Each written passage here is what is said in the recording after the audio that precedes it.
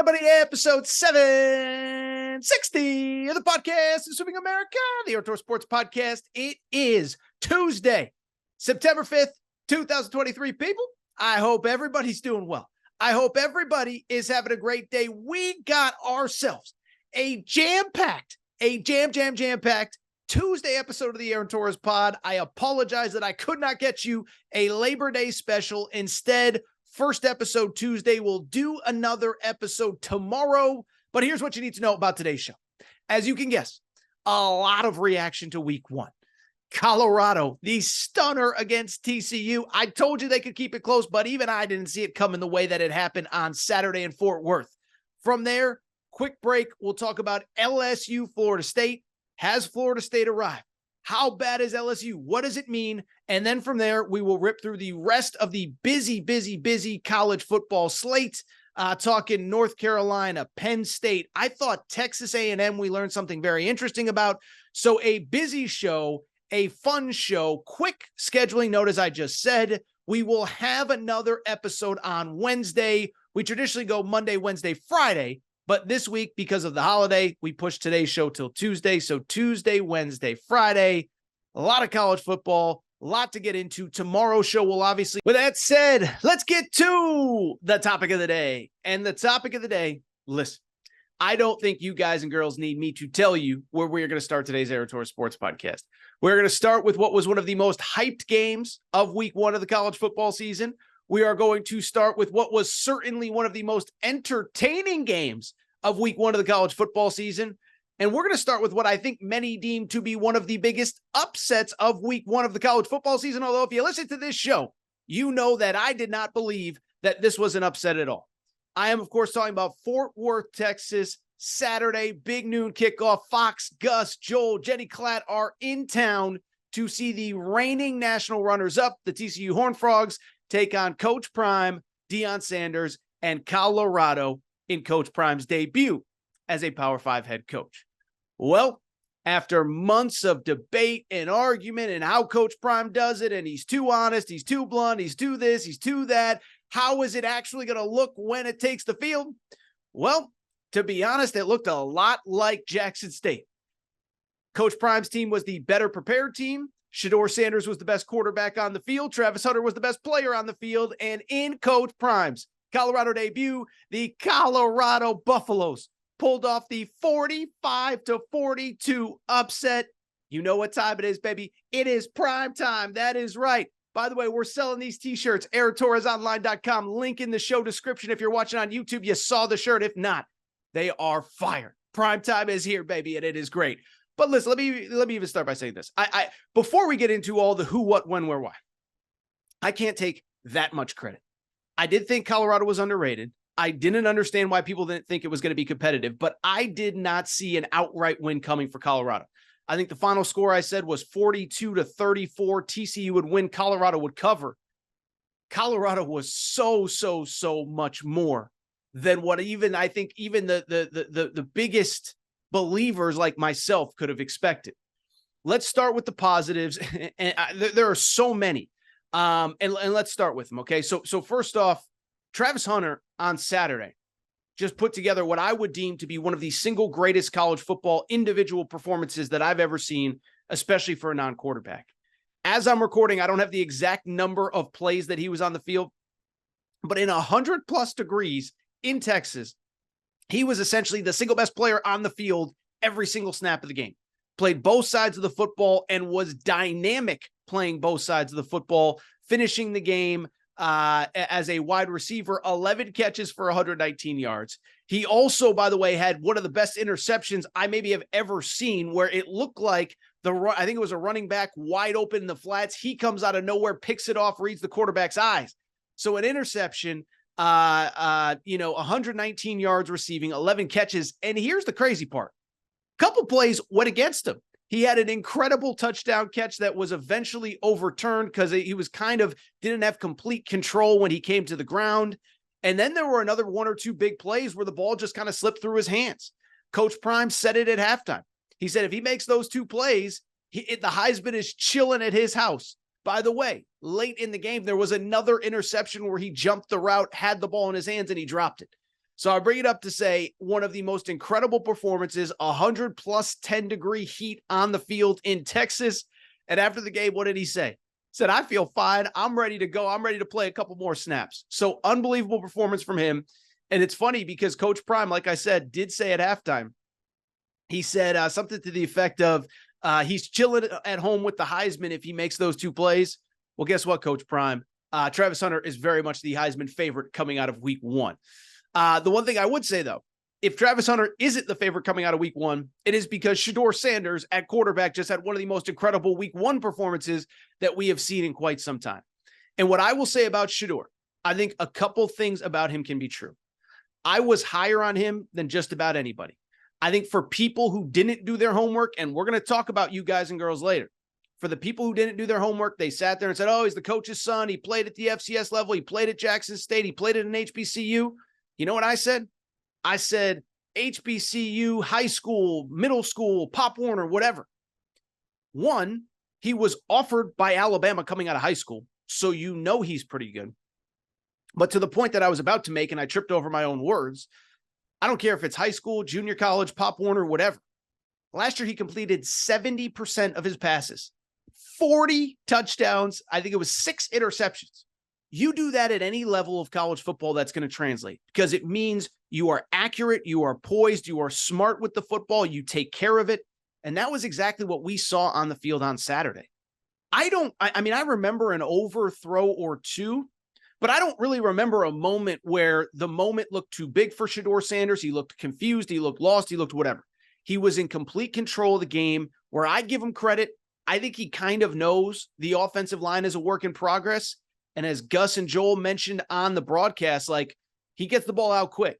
Tom Brady is a mentor, if you will, of his. What was Tom Brady great at? Getting rid of the football. Quick passes. That's exactly what he did. And he just finished with an unbelievable game. Over 500 yards passing. I saw this stat. It was kind of mind-blowing. Last year, and they mentioned this on the broadcast, last year, as over the course of the season, over the course of 12 games, Colorado had 2 receivers have over 100 yards in a single game. 2 separate instances where a receiver went over 100 yards. They had 4 guys do it on Saturday. Travis Hunter had 119 yards, as I said. Xavier Weaver had 118 yards. Jimmy Horn had 117 yards. Dylan Edwards, 6 catches, 135 yards, which brings us to Dylan Edwards. And I got to say, listen, I'm far from a recruiting expert, but if you listen to this show, we discussed him back in December and January. He was the first big player to really flip and commit to Coach Prime that didn't come from Jackson State, right? So Shedeur came with him right away, was at that opening press conference. We knew Travis Hunter was coming. We knew eventually Shiloh Sanders, Coach Prime's other son, the defensive back, was going to come as well. But Dylan Edwards was the first big-time recruit who flipped to play for Coach Prime. Now, he's actually, ironically, originally from the Dallas area, played for Coach Prime as a kid, ended up moving out of the area. But once Coach Prime got that FBS Power 5 head coaching job, he said, I'm coming, and he delivered in a big way. 5 catches, as I said, 135 yards and 3 touchdowns. And so, listen, it's early, but when we do these preseason or these early season and Heisman polls, those 3 might be number 1, 2, and 3 right now. Respect to Sam Hartman, respect to Caleb Williams, but nobody's had a better game than Travis Hunter. If anybody did, it's Shedeur Sanders, and Dylan Edwards is right behind. Colorado gets the win. Those 3 stand out. And before we get to the big picture stuff, here's the kind of crazy part. I don't think they were perfect, and I think that they have very much flaws that they overcame in this game. It was interesting to me because over the course of this offseason, a lot of the talk was about the offensive line and was about the defense. And so I'm not going to sit here and say they were perfect, they're unbeatable, they're winning a national championship. That's not what I'm saying at all. What I am saying, though, is that I feel like they have figured out ways around some of their issues. One, on the offensive side, as I said, the O-line isn't great, but Shedeur gets it out quick. They have dudes that can make plays with the ball. Defensively, listen, they don't have a lot of bodies, but I'll say this, first of all, they're not going to be playing in 110-degree heat in Texas very often. It's going to get pretty cold by mid-October, November, December in Colorado. And so I bring it up because I don't think the depth is going to be maybe as much of an issue down the road, even as it was today on Saturday against TCU, in that oppressive heat. So those are my thoughts. And let me just add two more before we get out of here. One, couple big picture thoughts. The first one, if you're a fan of college football, if you follow Coach Prime, whatever, be careful the media you listen to. Because the one thing I'll say is this, listen, did I predict that Colorado was beating TCU on Saturday? I did not. But did I think they could keep it close? I did. And it was for a pretty simple reason. I said, look at the roster that's here. I said, Shedeur Sanders, as I said, was offered by Alabama coming out of high school. He is not the Colorado quarterback because he's the coach's son. He's the Colorado quarterback because he's really good, and he happens to be the coach's son, as I smack my mic there. Dylan Edwards was basically a fringe five-star kid that could have gone to Notre Dame, flipped and went to Colorado. Travis Hunter was the number one player in America, could have gone anywhere, chose to go play for Coach Prime, first at Jackson State, then at Colorado. Some of the other players, the skill position players, Jimmy Horn had, as I said, over 100 yards catching on 11 grabs on Saturday afternoon. He was coveted by Texas A&M, Penn State, you name it, in the portal. Some of the other players, some of the guys didn't even play. Cormani McClain, five-star, barely even played. And so I never understood this notion of like, oh, Colorado's going to be terrible this year. Why? USC had a first-year head coach last year. Granted, they had Caleb Williams. They went 11-1 in the regular season. I'm not saying that Shedeur is quite Caleb Williams. I don't think he's that far behind. But outside of Caleb Williams, what is all that different about what was inherited at USC? The situation wasn't that much better. Oh, by the way, LSU, Brian Kelly. Everybody knows I'm a huge Brian Kelly guy. Brian Kelly inherited a roster with 39 scholarship players at LSU. Don't tell me what LSU can be. Don't tell me what they were in 2019. The situation that Brian Kelly inherited at LSU, I'm not saying it was as bad as Coach Prime, but what I am saying is it was a lot worse than people give it credit for. They won 10 games last year, including a bowl game, and beat Alabama. Oh, by the way, you know who's the best example of what you can do in one off season if you know what you're doing? TCU, which fired Gary Patterson and then played for a national championship last year in year one under Sonny Dykes. So I'm not going to sit here and lie and say that I picked Colorado to win this game or I think they're going 12-0. But the idea that they couldn't be respectable this year, give me a freaking break. Finally, let me say this. When it comes to Coach Prime, I have been telling you for months, put aside the bluster, put aside the quotes, put aside the videos that you see. This dude can coach ball. He's had success everywhere, but most importantly, the last couple of years at Jackson State, 23-3 as a head coach. I'll go back to what I said about Shedeur Sanders. I said with Shedeur, I said, if you can complete 70% of your passes, 40 touchdowns, 5 interceptions, I don't care what level you're at, you're a baller. Well, it's the same with a coach. You go 23-3. I don't care what level you're at. It means that you're well prepared. You have a good staff. You have good players. You can recruit well. You can do the things needed to win at any level of football. And that's exactly what Coach Prime proved on Saturday. I don't care if you don't like how he went about doing things. I don't care if you like that he sent a bunch of guys to the portal, whether they wanted to or not.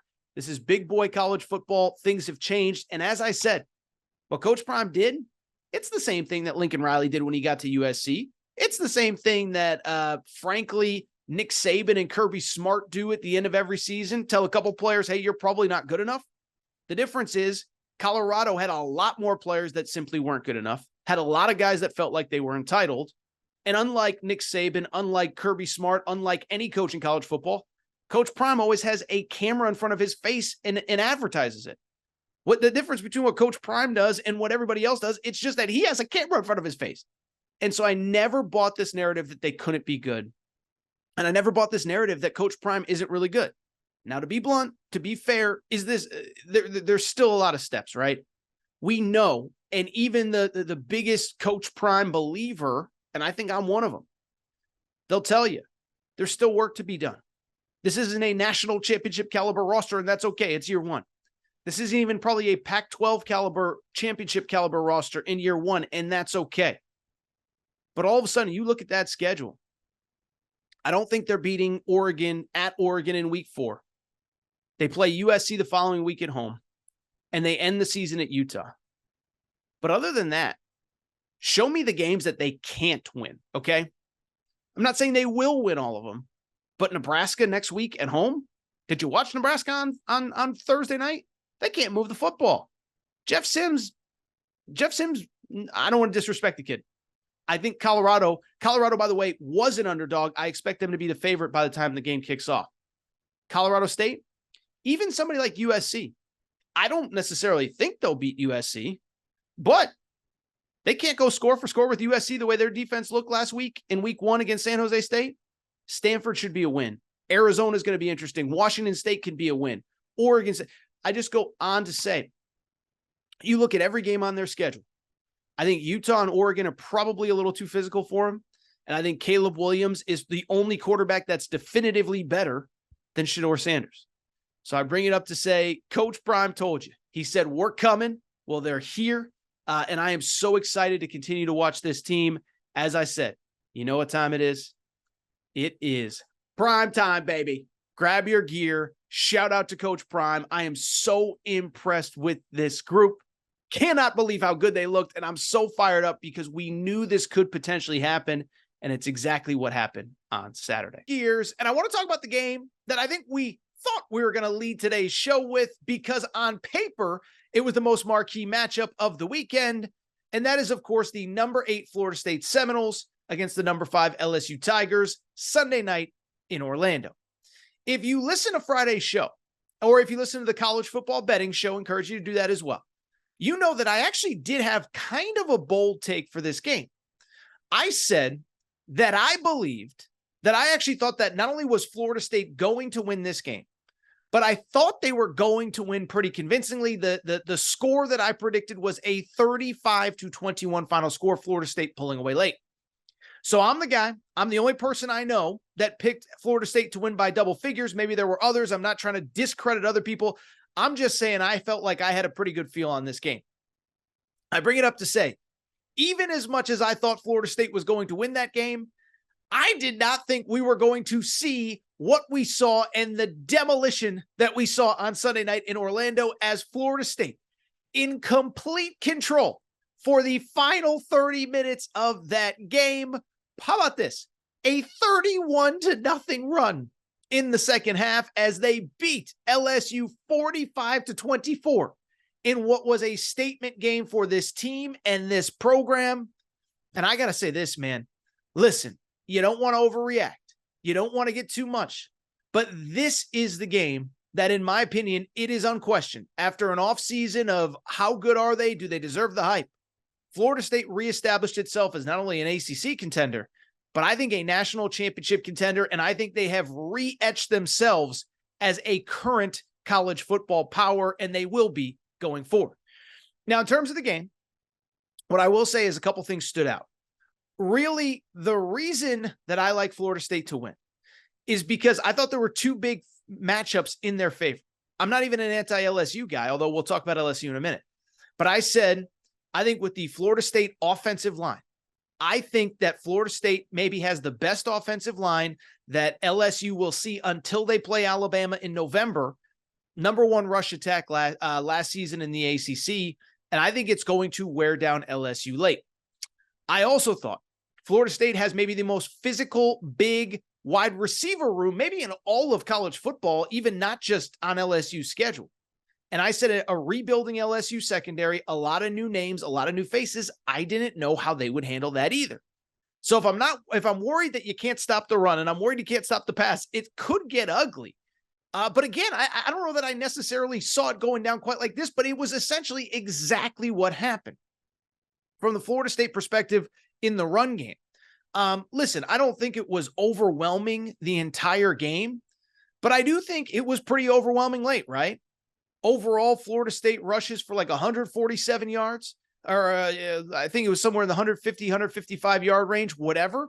But I bring it up because Florida State was able, especially late, to control the trenches, to control the line of scrimmage. And they were able to really, once the game got in their favor, really wear down LSU up front.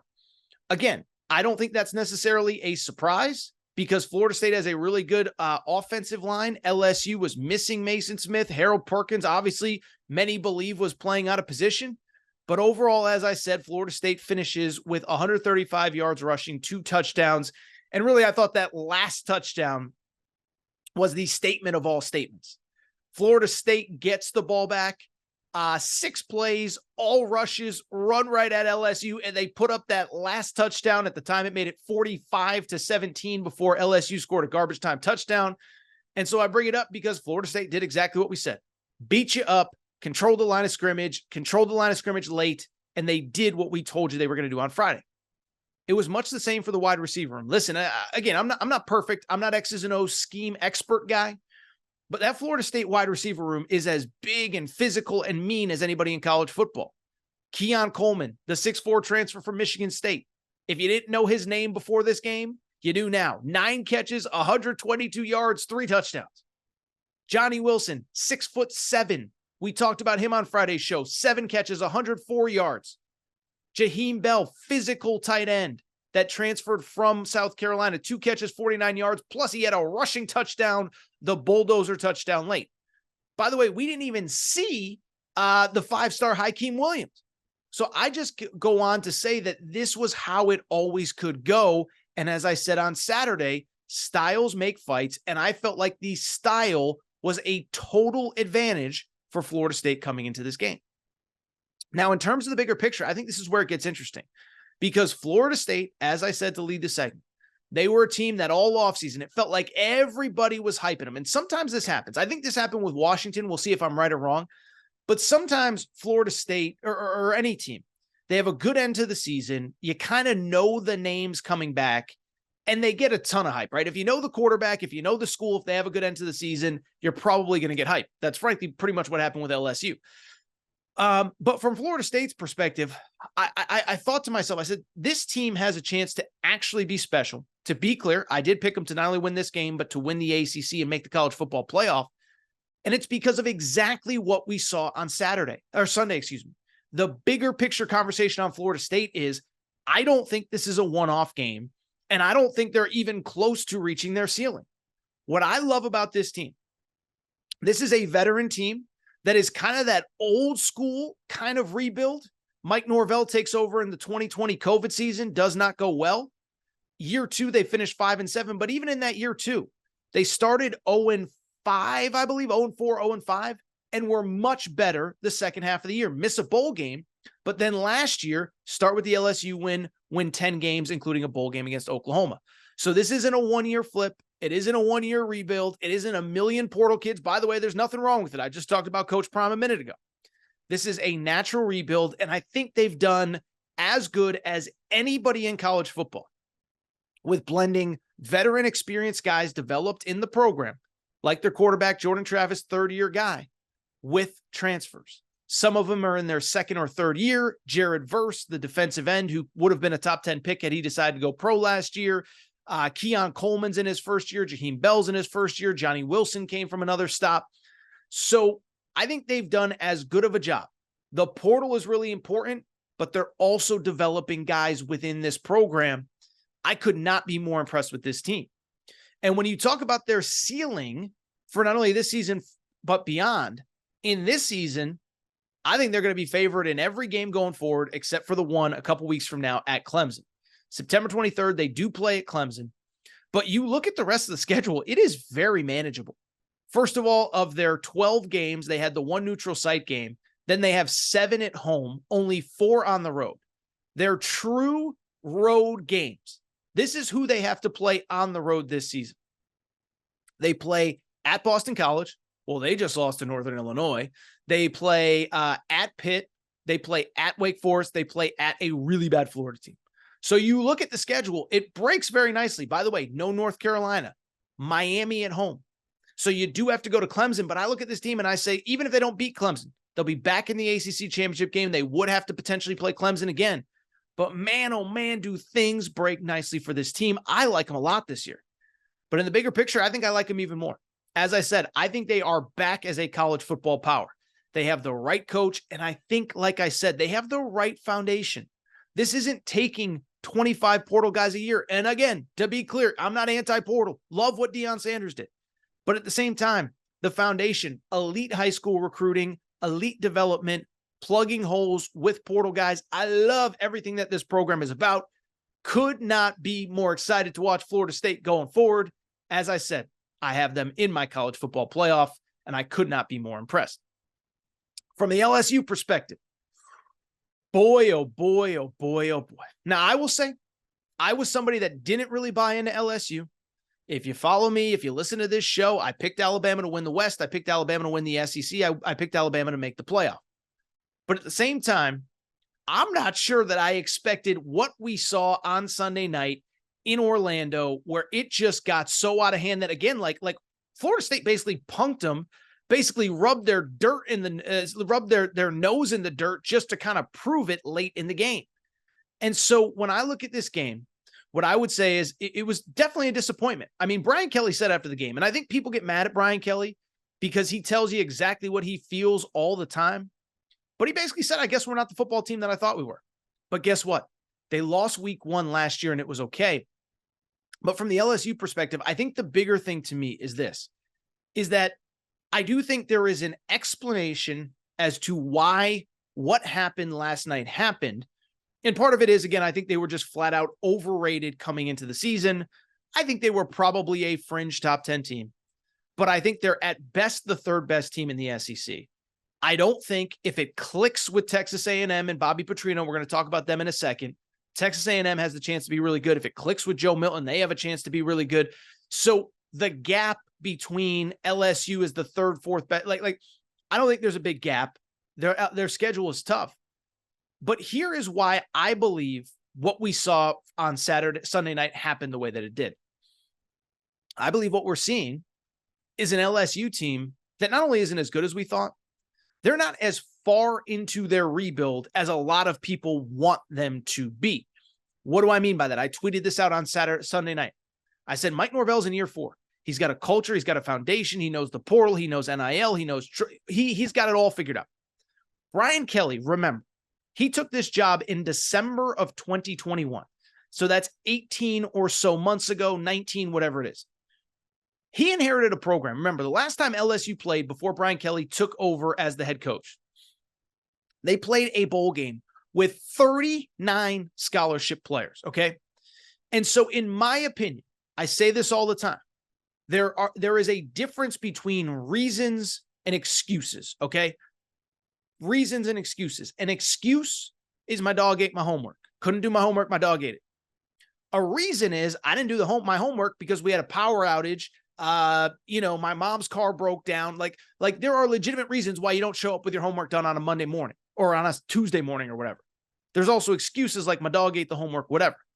And so from LSU's perspective, I don't think it's an excuse to say that they only had 39 scholarship players as of 18 months ago. And I don't care how good you are in the portal. I don't care how good you are in high school recruiting. Remember, Brian Kelly was way behind on that 2022 high school class. And I don't care how good you are. You're not going to do it in one high school recruiting class and 2 portal cycles. There's just not enough bodies. You can't build the depth that you need to compete at the highest level. And so why I was down on LSU this year was a few reasons. One, I thought their frontline talent, their top 22, was as good as anybody in college football this year. Jaden Daniels at quarterback, the 2 offensive tackles that were true freshmen last year, all those wide receivers that balled out last night, Malik Neighbors and Brian Thomas and whomever. Harold Perkins on defense, who obviously LSU fans are not happy with how he was used. But I bring it up because the front line was always good enough, but it was the depth behind them. Alabama has 5 straight top 5 recruiting classes in that system. It's why they only need to add 2, 3, 4 players from the portal every year. Georgia has added 2 players from the portal in the last 2 years because their high school recruiting and development is so good. Clemson's further along. Florida State is further along. Ohio State, Michigan is further along than LSU is. And so I never bought them as a playoff contender. I never bought them as a national championship contender.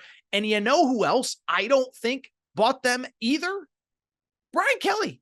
Remember what Brian Kelly said at SEC Media Days.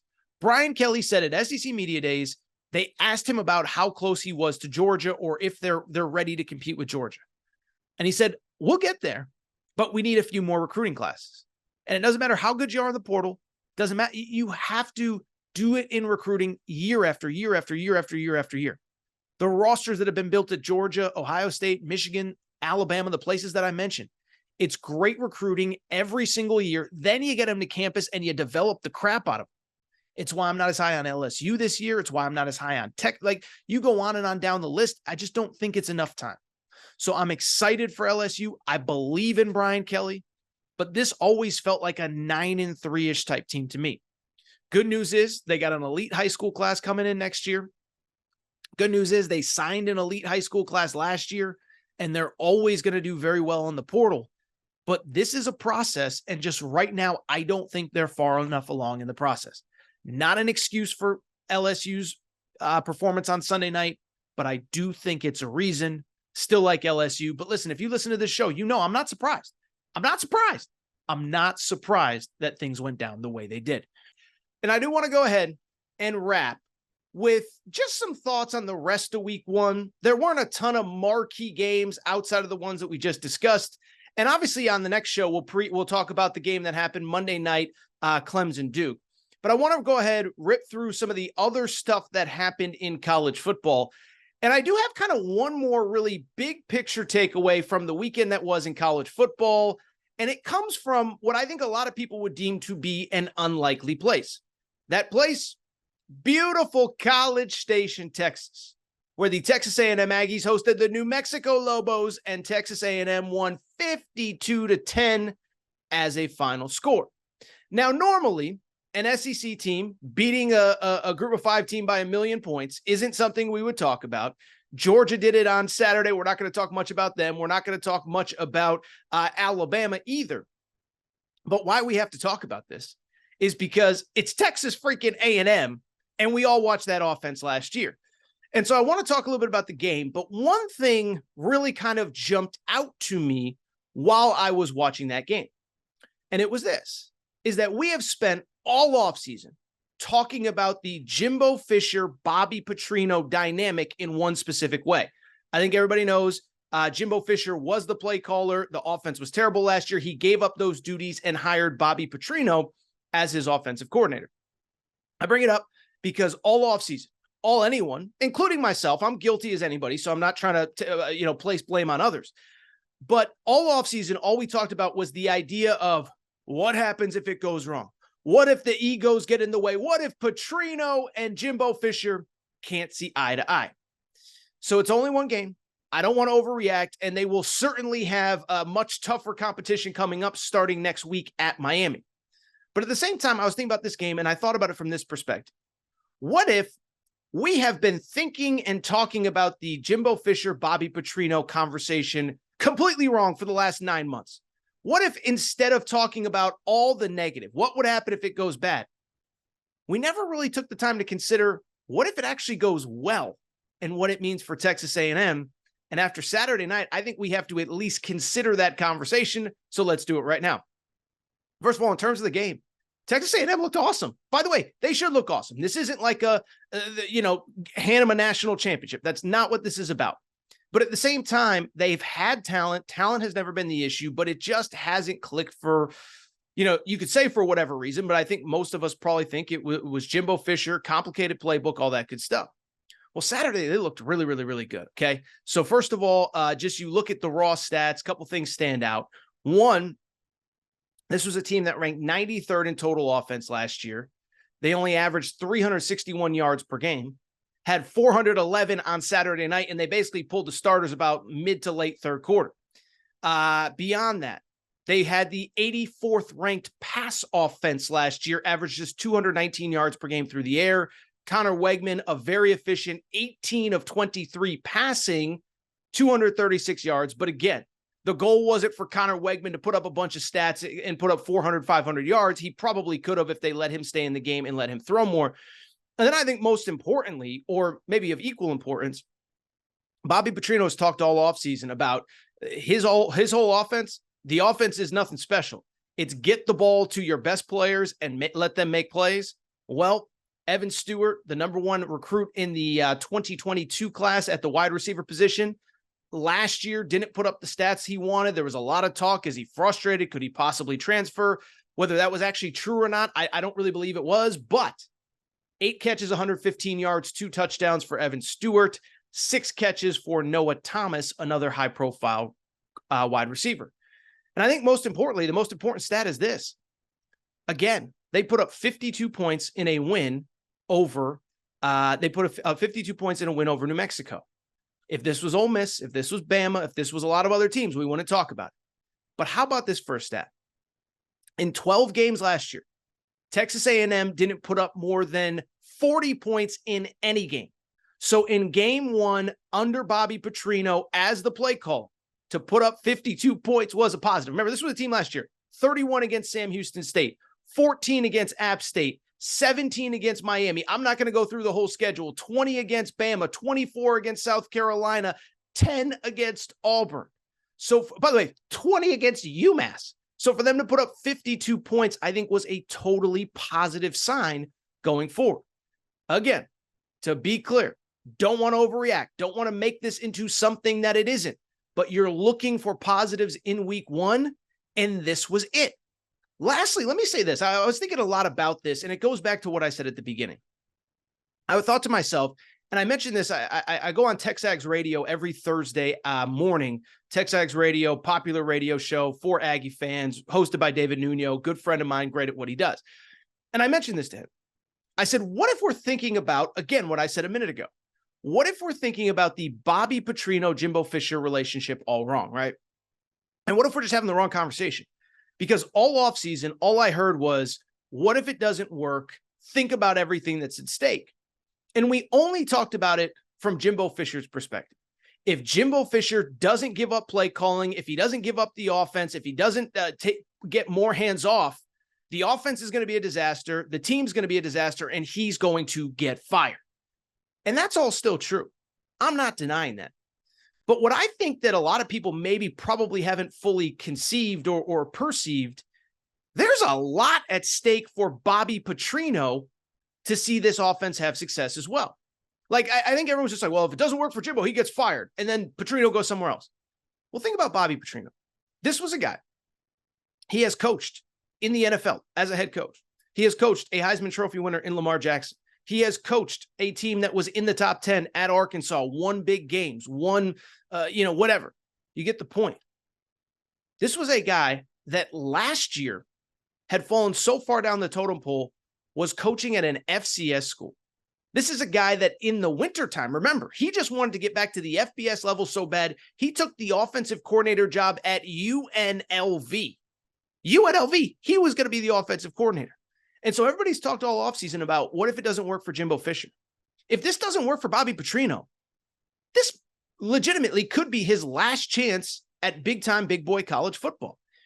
And I think, listen, I don't know Bobby Petrino at all. I'm not claiming that I do. I'm not claiming I have any sort of relationship with him. But again, you go back to kind of the psyche of it all. Bobby Petrino is 62 years old, okay? And I was thinking about this as well. Think about his entire career. And if Bobby Petrino retired tomorrow, what would the conversation be about him? It'd be about all the disastrous things that went wrong. The way he left the Atlanta Falcons. If you don't remember, he left in the middle of the night, in the middle of the season, left a note in the players' locker room and said, I'm out, I'm going to Arkansas. We know how it ended at Arkansas. Motorcycle crash, neck brace. He becomes a meme. Louisville, it ended in disaster after the last couple of years. And so I only bring it up to say the three memories we have of Bobby Petrino are all negative. And for him, this is kind of it. This is his last chance to prove, you know what? I'm a great play caller. I'm a great offensive mind. I can make this work. If he can be the difference between Texas A&M going from 5-7 to 10-2, one, changes his legacy completely. Then he just becomes the great coach that we all knew was great, that had stuff go on in his personal life. Doesn't work. It's the opposite. Oh, there goes Petrino again. Didn't really work out. And then I think in the bigger picture, there's the possibility that I don't think it's certain, but if this goes really well, and if he's the reason why, you don't think somebody's going to call him and offer him a head coaching job again? Remember, he was at the FCS level a year ago. I don't think it's insane to think that if this goes well, we could be talking about a guy that is potentially an FBS, maybe a Power 5 head coach next year. Now, is he going to get the, Texas job if it opens, or whatever, the Florida job if Billy Napier falls apart? Of course not. But can he get a smaller Power 5, a group of 5? Absolutely. And so I want to move on to some of the other games, but I do think it is worth noting. Again, we've spent so much time talking about what if it doesn't work for Jimbo Fisher and Texas A&M with Bobby Petrino. My thought is, what if it does? All right, quickly, some other thoughts on the big games in college football on Saturday. Just going to rip through some of these, and so we can get out of here. The first one, we talked about a solid offensive debut for kind of a new system and a new coach. I thought Alabama looked really good. And again, you don't want to overstate anything in week one. Alabama obviously will get their first big test in week 2 against Texas at home. But I will say, I thought the offense looked good. I thought Jalen Milroe looked really good. 13 of 18 passing, 3 touchdown passes, 194 yards. There was a deep bomb to Jermaine Burton. He hit him right in stride. I thought this offense looked better than I expected. I thought Jalen Milroe looked better than I expected. And in a game where all 3 quarterbacks did play for Alabama, spent a lot of time talking about the quarterback position over the last couple months. Thought all 3 looked, I take that back. All 3 played. I thought Jalen Milroe looked a lot more polished than I remember him a year ago. Alabama may just have a quarterback. We'll discuss them plenty this week as they get set to host Texas. But Alabama gets the win. 56-7 is the final score. 5 touchdowns for Jalen Milroe, 3 passing, 2 rushing. Speaking of new quarterbacks, new debuts, whatever, Ohio State. Well, I'm very good. Ohio State beats Indiana 23-3. 380 yards of total offense for Ohio State. Kyle McCord, 20 of 33 passing, did throw for 239 yards, no touchdowns, 1 interception. Listen, I think a theme of this segment, you don't want to overreact. You don't want to look too much into week 1 performances. And Ohio State did play a Big Ten game on the road. At the same time, Indiana is not very good, and Ohio State didn't look very good. And so again, I don't want to overreact. I don't want to overthink it. I don't want to think too much about it. But it did strike me. What if Ohio State just doesn't have an elite quarterback? And I think we all kind of assume that you go back to the beginning of the Ryan Day era with, unfortunately, the late Dwayne Haskins, who then handed the baton to Justin Fields, who then handed the baton to C.J. Stroud. And we just assume that whoever steps up next is going to be elite. What if it doesn't happen? Now, the good news with Ohio State, one, you go back to C.J. Stroud's debut a few years ago. It wasn't great at Minnesota, Thursday night game, but he obviously grew into that position. And then I think for Ohio State, you have 2 games to grow whoever is going to be the quarterback, whether it is Kyle McCord, Devin Brown. I got the sense that I thought that they wanted to play him more, but he had just 3 pass attempts the entire game, came in the middle of, I think, the second quarter or so. Ohio State does get the win, but it's far from impressive as Ohio State 23-3 is the win there. And it is worth noting, by the way, again, two kind of games that should be kind of cakewalks, Youngstown State and Western Kentucky, before they have to travel to Notre Dame in week 4. Let's stay in the Big Ten. Penn State taking care of business against West Virginia. First of all, shout out to James Franklin, okay? James Franklin, Penn State was a 20-point favorite. Penn State was up by 16 points with under 10 seconds to go. And Penn State and James Franklin push in the touchdown to score, to cover the spread. So shout out James Franklin.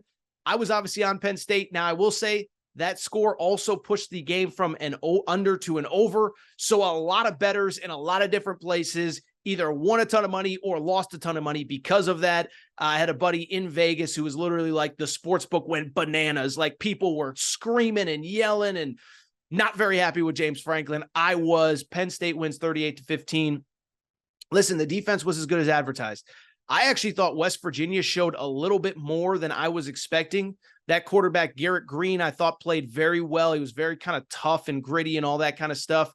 But I think the story from Penn State, Drew Aller, we've talked a lot about him, the quarterback, 21 of 29, 325 yards, 3 touchdowns.